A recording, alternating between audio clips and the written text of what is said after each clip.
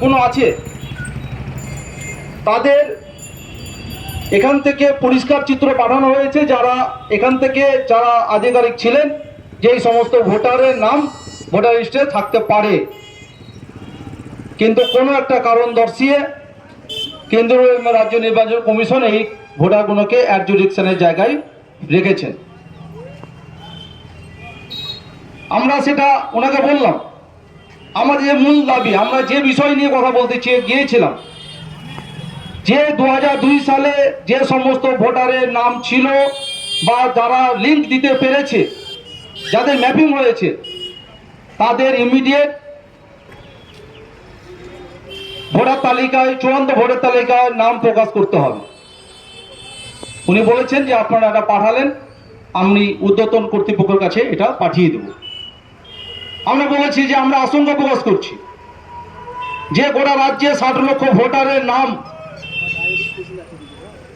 চূড়ান্ত না করে, চূড়ান্ত তালিকায় না তুলে বিধানসভা নির্বাচন ঘোষণা করে দেওয়া হবে। আমরা বলেছি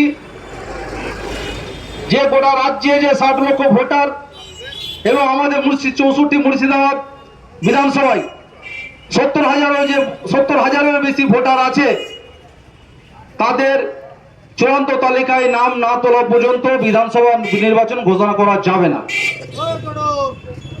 উনি বললেন যে এই বিষয়টা আমাদের নয়, তবু আমরা ঊর্ধ্বতন কর্তৃপক্ষের কাছে বিষয়টা পাঠিয়ে দেব।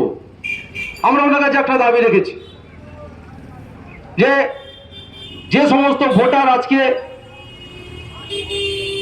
বিচলিত হয়ে ঘুরে বেড়াচ্ছেন, আতঙ্কিত হয়ে আছেন যে তাদের ভোটাধিকার, তাদের গণতান্ত্রিক অধিকার তারা প্রকাশ করতে পারবে কি পারবে না, সেই বিষয়ে আপনাকে নিশ্চিত করার জন্য বিএলও তথা আপনার অফিসের আধিকারিকদের দিয়ে বুথ ভিত্তিক বা ওয়ার্ড ভিত্তিক একটি করে ক্যাম্প করতে হবে, যে জায়গাতে মানুষ ভোটাররা তাদের ডিলিট ভোটার, যে সমস্ত ভোটার ডিলিট হয়ে গেছে তাদের নাম নথিভুক্ত করার জন্য যেতে পারে, দরখাস্ত দিবে। যে ডিওর কাছে, ডিস্ট্রিক্ট ম্যাজিস্ট্রেটের কাছে যাওয়া তাদের পক্ষে সম্ভব নয়। উনি বলেছেন যেটা অনলাইনে করা যাবে, তবু আমরা বলেছি যে এটা ক্যাম্প করে আপনাদের করতে হবে।